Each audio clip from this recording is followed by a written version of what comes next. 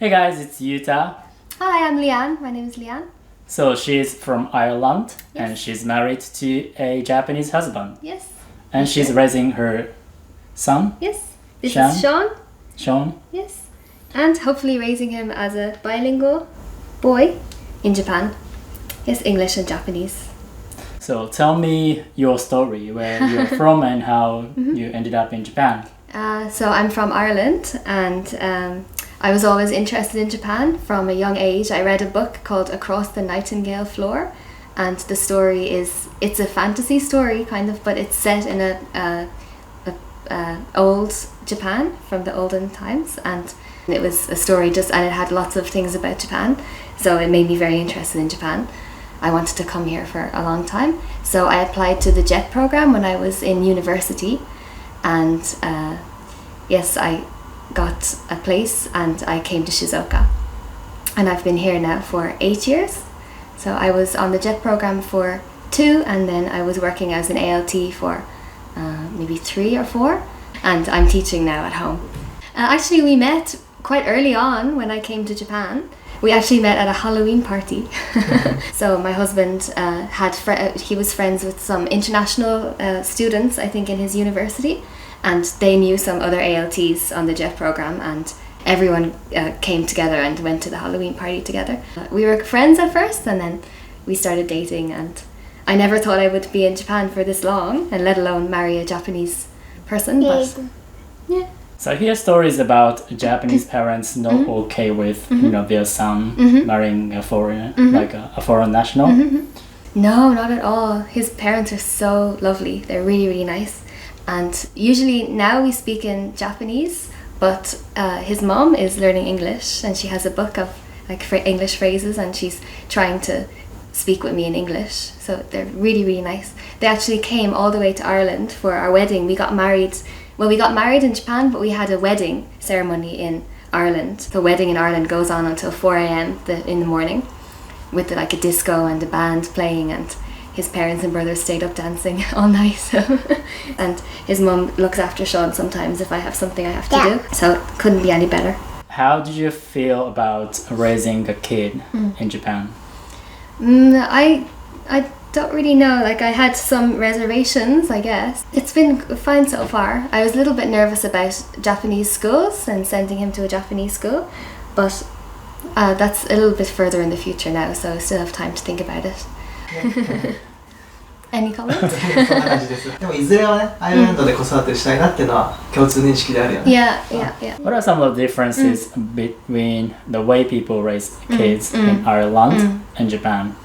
Raising kids at this age, as a young child, I don't think there are many differences. But as they grow up, I think, for example, when they go into school, in Ireland, the parents always drive the kids to school and collect afterwards. But in Japan, from a young age, they walk to school by themselves. I know sometimes there's a group of kids, but I'm a little bit worried about letting him walk to school by himself.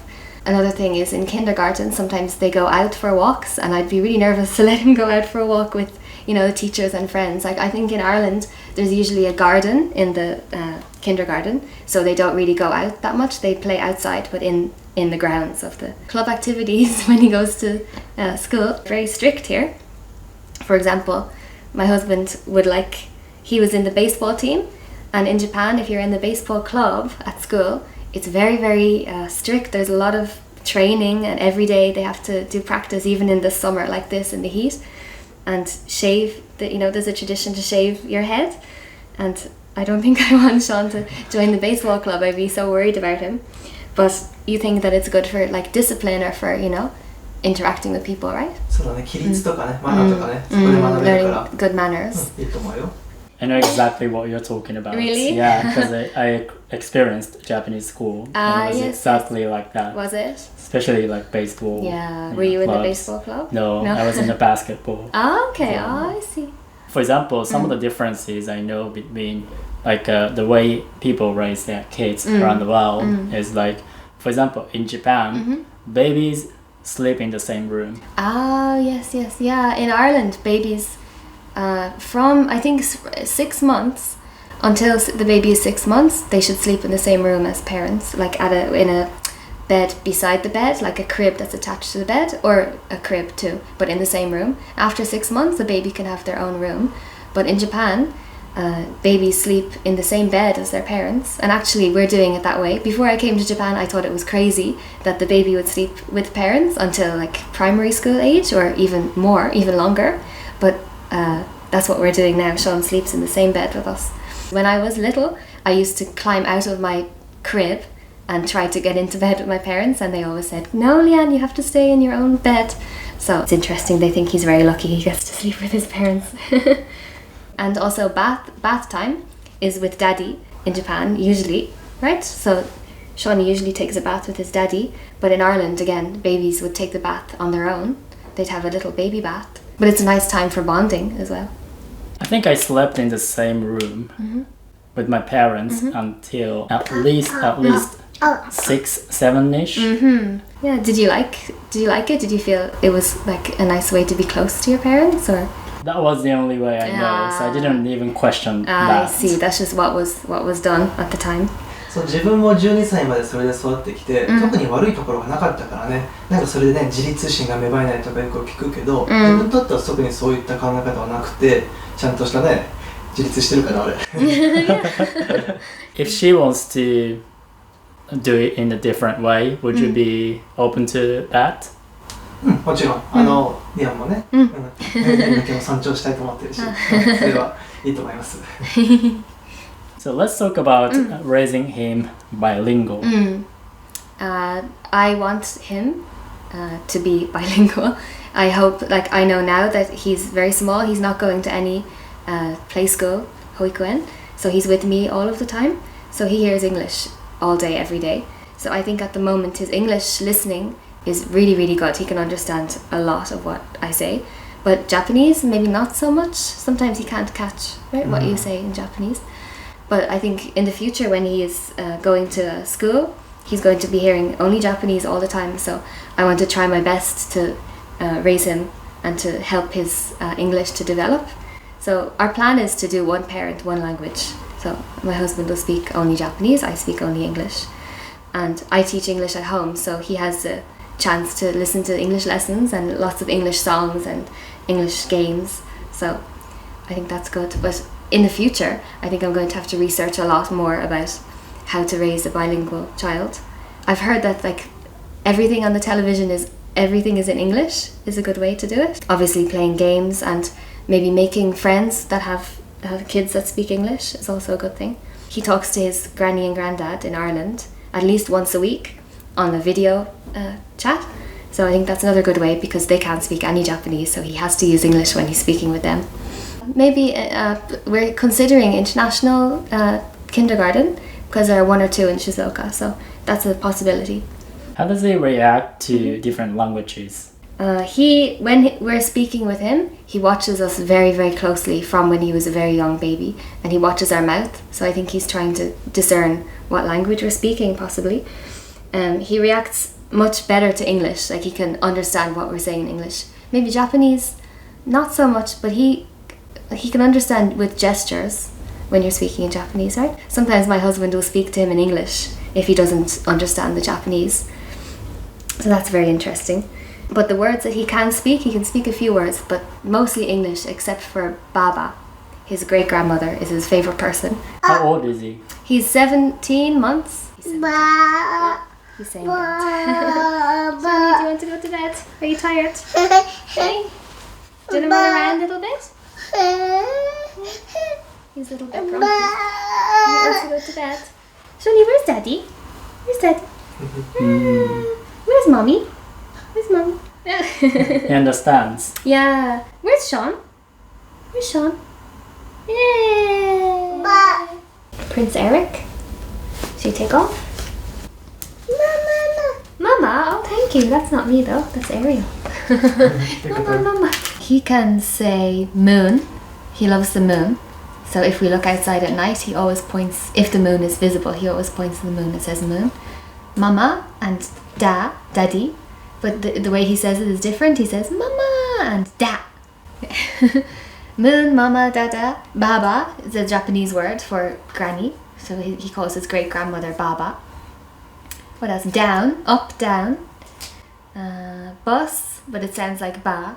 Bath sounds like ba. Bed sounds like ba. But they're all slightly different.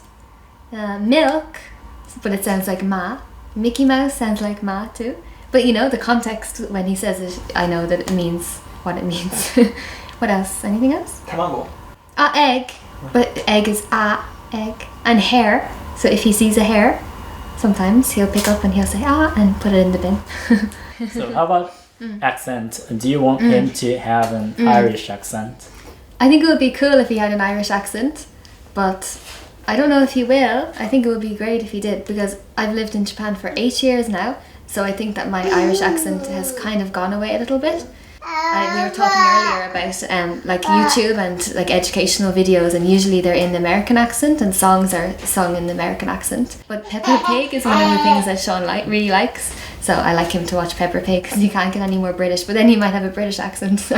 So would you be happier if he's going to have a like English accent, which is a bit closer to an Irish accent than an American accent? Maybe. I don't really mind, but I think if he learns his English from me, he might naturally speak kind of the same way as I speak. How do you pronounce cat?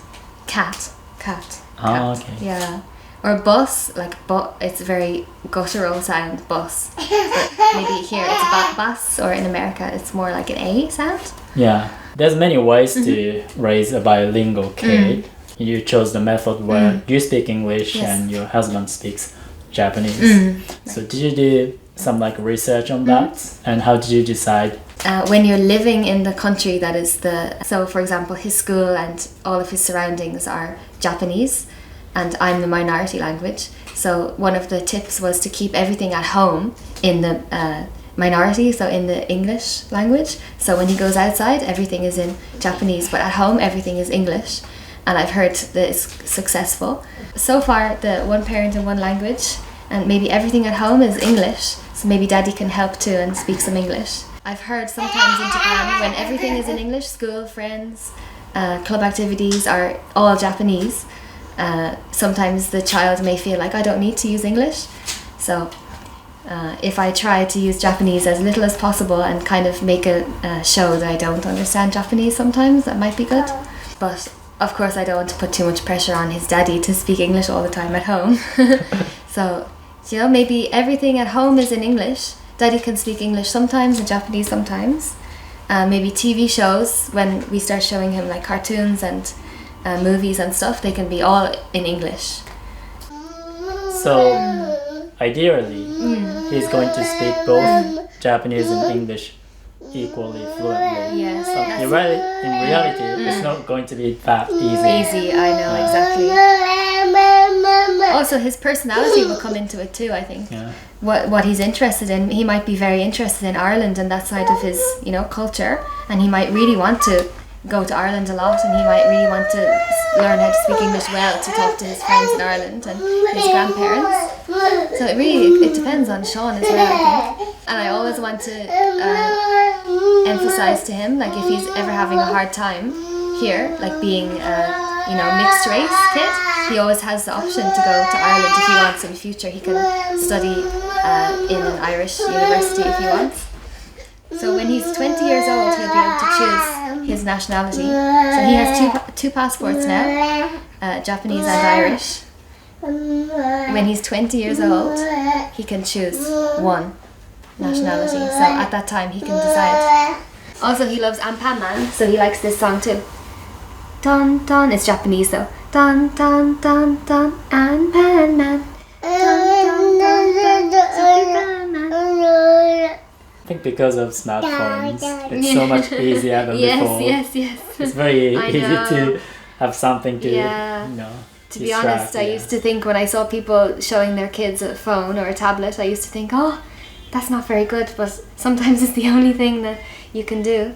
He knows how this works. Yeah. He knows how to pick a video. He does. He kind of scrolls along. Yeah. Yeah, it looks like he's going to speak a lot more pretty soon. Yes, I think so. I've heard that from 19 months, there's a very like an explosion of language and vocabulary, and they learn one new word a week. I have an interesting question. Yeah. It's about Japanese men, because people tend to think that Japanese men don't quite participate, like in housework or raising kids and stuff like that. Do you have some comment on that? I don't agree. Well, I don't know about every Japanese man, but Sean's dad, my husband, is so helpful. He participates so much. It's like 50-50, I think.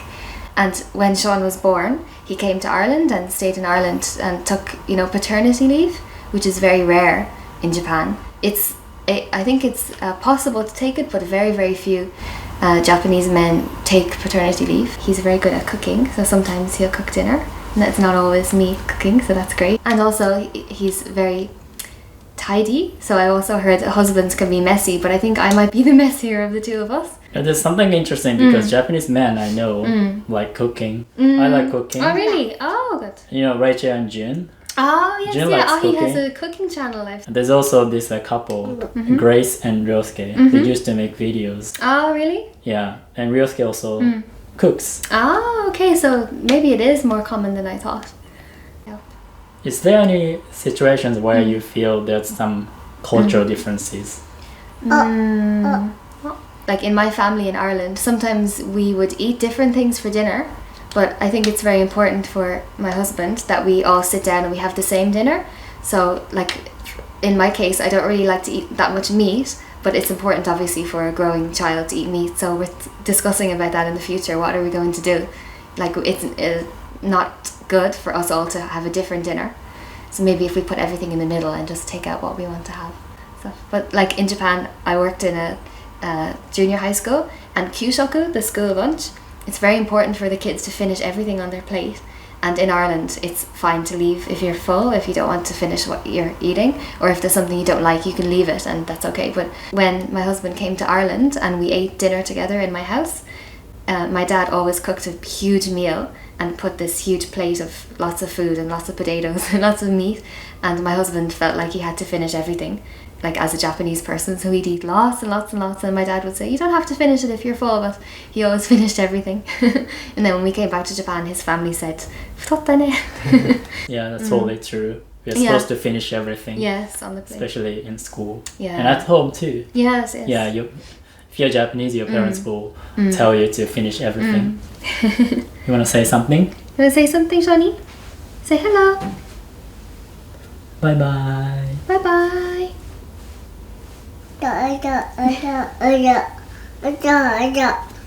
It's not very intuitive to understand what this Yes, is. exactly. Yeah, you have to understand the concept of recording. So if you want to know more about her, make sure to check her YouTube channel. Yeah, please. We're called Fuji Family, and we put up videos about just life in Japan and trips, like maybe trips to Disney, and we went up to Kyoto or Ampama Museum. So please check us out if you're interested. And if you want to raise kids in Japan, it's important that you speak Japanese. So if you want to learn Japanese with me, I always do this. Oh, good. Yes. I can teach you the kind of Japanese that Japanese people actually speak. So click the link and subscribe to my email group, Japanese with Yuta. Alright, see you guys soon. Thank you. Ciao, ciao. Bye.